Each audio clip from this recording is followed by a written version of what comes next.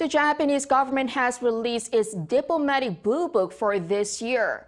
However, while it made reference to South Korea's plan to compensate victims of Japan's wartime forced labor, it omitted its previous pledge to uphold apologies made in the past. Bae Eun-ji has more. Last month, the South Korean government announced its plan to compensate Korean victims of Japan's wartime forced labor through a public foundation, instead of through the Japanese firms found guilty by a South Korean court. At the time, Japan's foreign minister said he hoped the solution would help restore ties between the countries, and said the Japanese government will continue to uphold the apologies it made in the past.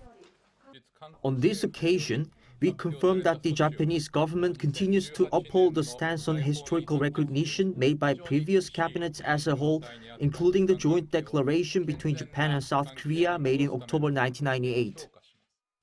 But this was not included in Japan's newly published Diplomatic Bluebook, an annual report on Japan's foreign policy and activities, released on Tuesday. Regarding the issue of compensating wartime forced labor victims, the report explained that Seoul and Tokyo have been discussing it since President Yoon Suk-yeol took office in May, through diplomatic channels and at the recent summit between the two countries' leaders. But the report did not explain the fact that Foreign Minister Yoshimasa Hayashi has said the Japanese government will uphold the stance made by previous cabinets, including the joint declaration between South Korea and Japan in 1998. The joint statement in 1998 between former South Korean President Kim Dae-jung and former Japanese Prime Minister Keizo Obuchi includes Tokyo's, quote, deep remorse and heartfelt apology for causing tremendous damage and suffering to Koreans during its colonial rule. The latest report also said South Korea has continued an illegal occupation of Dokdo Island, which they refer to as Takeshima, with no legal basis.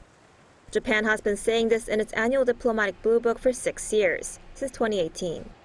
In response, South Korea's Foreign Ministry spokesperson said in a statement on Tuesday that Japan should immediately retract the unjust sovereignty claim to what is an integral part of South Korean territory, historically, geographically, and under international law.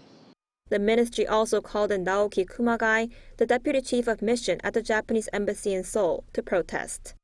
Bae Eun-ji, Arirang News.